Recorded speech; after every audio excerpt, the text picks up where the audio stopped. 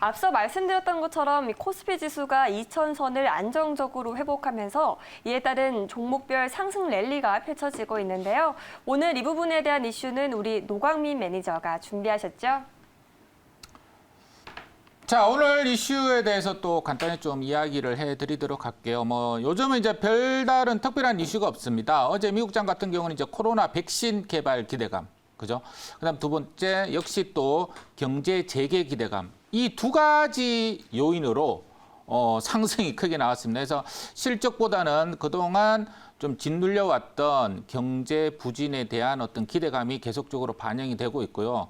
우리나라 지수도 사실은 지금 실물 경제하고 지금 주가하고의 괴리감이 사실 사상 최대로 좀 벌어지고 있지 않나 이렇게 좀 보여져요. 지금 현재 그 코스피는 밸류에이션이 지금 한 12배 정도가 되고 코닥 같은 경우는 지금 19배, 20배 정도가 되는 그런 모습입니다. 그래서 사실은 지난 역사적으로 봤을 때는 내려가야 정상이다 이렇게 좀 보여집니다. 그런데 고객 예탁금이나 이런 부분들이 워낙 그 옛날 역사적인 모습들하고는 확실하게 달라졌기 때문에 유동성으로 지금 끌어올리고 있는 장입니다. 이런 장에서 계속적인 랠리가 나올 거라고는 보지만 일단 위험 요소는 여러 가지 있거든요. 그래서 한 몇 가지만 좀 이야기 드리면 미중 무역 분쟁이 여전히 진행이 되고 있죠. 그리고 홍콩 보안법에 이어가지고 미중 무역 분쟁이 악화될 가능성이 있습니다. 특히 이제 어제 중국이 우리나라 이제 그 중앙은행이죠. 인민은행이 7.1 위안을 고시를 했습니다. 7.1 위안을 고시를 했다는 거는 2008년 이후로 최대로 높은 거예요. 지금 위안화 그 환율이. 그래서 제가 보기에는 계속적으로 이렇게 중국에서 이렇게 그 위안화를 자꾸 높게 이렇게 고시를 하면 미중 무역 분쟁이 더욱더 격화될 가능성이 있다. 이렇게 이야기 드리겠고요.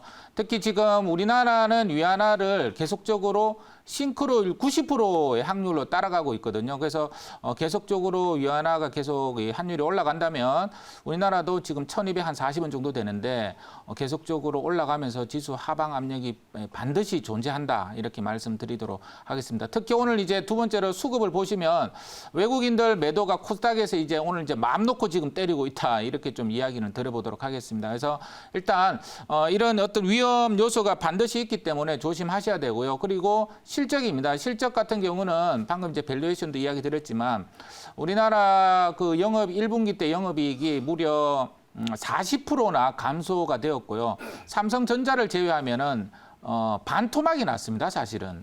그래서 사실은 1,800, 1,900가도 이상하지 않는 그런 어떤 이익을 보여주고 있고요. 2분기 때는 오히려 더할 겁니다.